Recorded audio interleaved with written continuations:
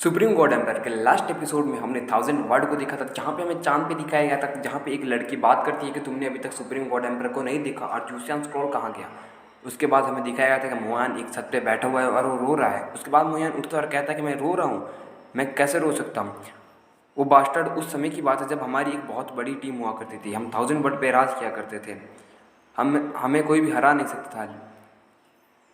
Moyn सोच रहा होता कि हम चारों ने मिलकर इतनी स्ट्रॉन्ग टीम बनाई थी, जिसमें जैकिंग बोलता था कि मैं सबसे स्ट्रॉन्ग हूँ, मैं डीमन बीच से भी ज़्यादा स्ट्रॉन्ग हूँ, तुम सभी स्ट्रॉन्ग हो लेकिन मैं तुमसे ज़रूर बदला लूँगा।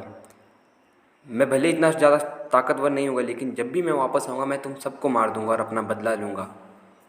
तुम मेरा इंतज़ार करना, मैं वापस अपने 1000 वर्ड पे राज करूँगा और चाहे मैं जितना भी कमज़ोर हूँ। और फिर मोयान शराब पीता और कहता है मैं फिर भी तुम्हें हरा दूँगा और मैं तुमसे अपना बदला ज़रूर लेके लूँगा।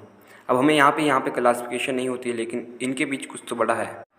शायद मुयान को लगता है कि उस लड़के ने ही मुयान को मरवाया है। यहाँ पे मुयान पूरी तरह से कन्फ्यूज होता है और वो लड़की मुयान को ढूंढ रही है। यहाँ पे पूरी तरह से सस्पेंस छोड़ दिया जाता है कि क्या रियल इन लड़कियों ने जोसियान स्क्वाड के लिए उन तीनों ने मिलकर ही मुयान को मारा, तो ये मुयान को ढूंढ क्यों रहे हैं? कि मुयान को फिर से मारना चाहते कि मुयान की चिंता ही नहीं और मुयान को फिर से 1000 वर्ड में लाना चाहते हैं। उसके बाद मुयान खुद की ताकत बढ़ाने के लिए कल्टीवेशन करने लगता है और जूसियन स्क्रॉल को देखने लगता है। हम यहाँ पे जूसियन स्क्रॉल को देखते हैं जो कि मुयान के मन के अंदर है और मुयान यहाँ पे जूसियन स्क्रॉल के अंदर चले जाता है। जूसियन स्क्रॉल के अंदर हम देखते हैं वहाँ पे बहुत सारे ट्रेजर्स पड़े हुए, जिसके बाद मुयान कहता है कि ये सभी ट्रेजर बहुत ही ज़्यादा कीमती है और अगर कोई इन सभी ट्रेजर को पा सके तो काफ़ी ज़्यादा स्ट्रॉन्ग बन सकता है, लेकिन ये मुझे सिर्फ रिवार्ड तभी देता है जब मैं अगले लेवल पर पहुँचता हूँ।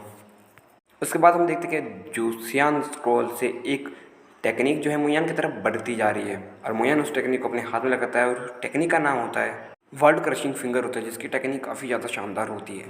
इसमें टोटल 3 स्टेप होते हैं जो कि बहुत ज़्यादा खतरनाक होते हैं। इसके बाद जूसियन स्क्रॉल मुयान को बाहर नहीं निकाला। इसके बाद मुयान को लगता है कि शायद जूसियन स्क्रॉल ने इस बार मुझे तब बाहर नहीं निकाला, शायद जूसियन स्क्रॉल मुझे एक और चीज़ रिवॉर्ड में देना चाहता है। उसके बाद मुयान वहाँ पे खड़ा रहता है और देखता है कि जूसियन स्क्रॉल अगली चीज़ जो है मुयान को क्या देना चाहता है।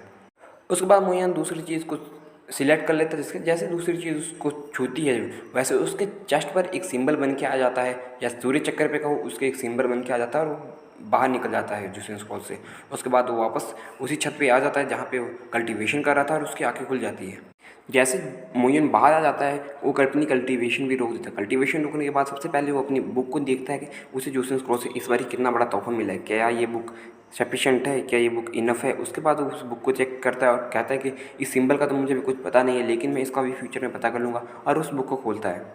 मोइन बुक पे पढ़ता है कि इस पावर को कंडेंस करने के लिए सबसे पहले आपको अपनी पूरी बॉडी को फोकस करना होगा और अपने सभी बिंदुओं को फिंगर की तरफ पॉइंट करना होगा, ताकि आपकी सारी पावर जो फिंगर की तरफ पॉइंट हो जाए।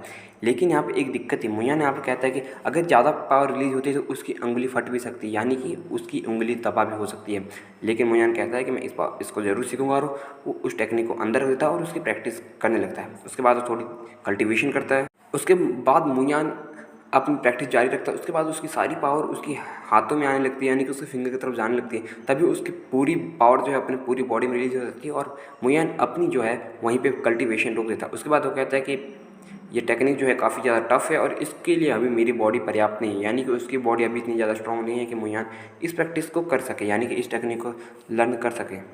उसके बाद मुयान सोचता है कि मैं इसको कभी और प्रैक्टिस करूँगा जब मेरी बॉडी स्ट्रॉन्ग हो जाएगी। उसके बाद अपने सारे स्टूडेंट्स को देखते हैं जो कि पड़े होते भाई बियर पी के इस तरह से जैसे उनको कोई चिंता ही नहीं हो, और पूरी तरह से भाई नीचे पड़े होते ज़मीन पे। उसके बाद मुयान अपनी बियर की बोतल नीचे फेंकता है, जिसके बाद उसके 2 स्टूडेंट को बोतल जाके लगती है। उसके बाद सीधी उड़ के बोतल उस जगह लग जाती है भाई मोयंग यानी कि भाई वही स्टूडेंट जो बहुत पहले था और रिस्पेक्ट नहीं करता, स्टार्टिंग के पहले एपिसोड से है भाई, पहले एपिसोड में दिखाया गया था अभी तक है।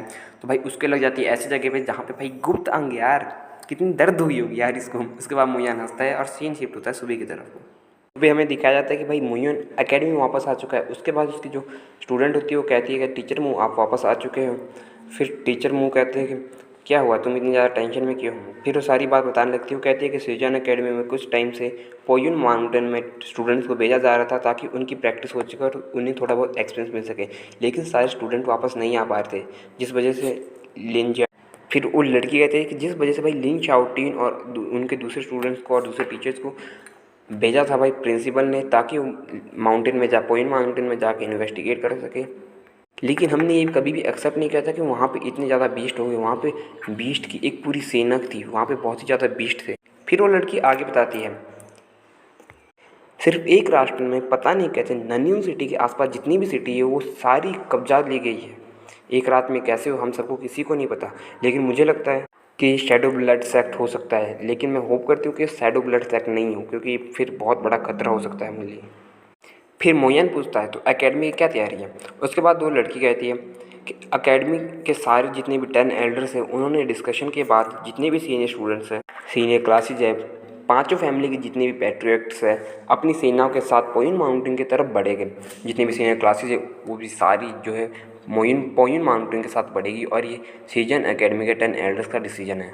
उसके बाद मोयन कहते हैं तुम सभी को चिंता करने की ज़रूरत नहीं है। जितने भी डिवाइन रिलम के स्पिरिट हो गए वो सारे बूढ़े जो है ग्रीगर्स वो उन्हें देख लेंगे। तुम्हें चिंता करने की ज़रूरत नहीं, ये प्रैक्टिस करने का बहुत ही अच्छा मौका है और हम सब जाके वहाँ पे उन बीस्ट को मारेंगे। हाँ लेकिन ध्यान रहे कि तुम में से कोई भी ज़्यादा इंजर्ड ना हो, वरना मैं उसको नहीं छोड़ूंगा। उसके बाद सभी स्टूडेंट्स हंसने लगते हैं। मोयन ने बात ही ऐसी कही थी कि सभी लोग जोर जोर से हंसने लगे।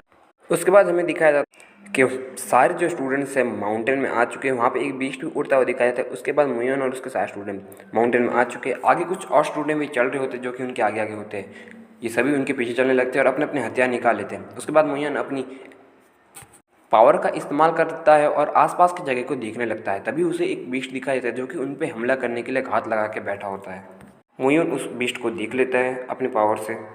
उसके बाद वो देखता है कि वो एक नहीं बहुत सारे बीस्ट हैं और एक साथ उन पे हमला करते हैं। लेकिन मोयन बिल्कुल यहाँ पे शांत रहता है और अपने सभी स्टूडेंट को बोलता है कि तुम इन पे हमला करो। उसके बाद मोयन के सारे स्टूडेंट उन बीस्ट पे हमला करते हैं और यहाँ पे उनके बीच काफ़ी बढ़िया लेवल की फाइट होती है। मोयन के स्टूडेंट एक एक करके सारे बीस्ट को मार देते हैं और यहाँ पे सभी बीस्ट का तगड़ी कबाब बनाते हैं, यानी कि भाई उनको सबको मार देते हैं, एक एक को चिन चिन के मारते हैं। उसके बाद मोयन के सारे स्टूडेंट एक जगह बैठ के आग के नीचे बैठे होते हैं, अपने कोई घाव हील कर रहा होता है, कोई कल्टिवेशन कर रहा होता है। तभी एक स्टूडेंट कहता है तंगड़ी कबाब खाते हुए, मोयन सर मैं टीचर हूँ, हमें लगता है कि यहाँ पे आज बुरा दिन है, मतलब बीस्ट का। हज़ारों स्टूडेंट ने उन्हें घेर के रखा और सबको एक एक करके मारे। उसके बाद मोइन कहता है कि इतनी खुश होने की ज़रूरत नहीं है बाबू, इतना खुश मत हो बेटा। ये बीस्ट काफ़ी ज़्यादा समझदार है। ये सारे जो बीस्ट है वो गैंग में बना के हमला कर रहे हैं, यानी कि अपनी गैंग्स में ही हमला करे, कोई भी सिंगल नहीं है। यहाँ पे ये बात चौंकाने वाली है और हमें इस बात का ध्यान रखना होगा क्योंकि अकेला कोई भी नहीं जाएगा। उसके बाद वहाँ पे आवाज़ आने लगती है और ये आवाज़ किस चीज़ की थी अगले एपिसोड में पता लगेगा, क्योंकि भाई ये एपिसोड यहाँ पे ख़त्म हो जाता है।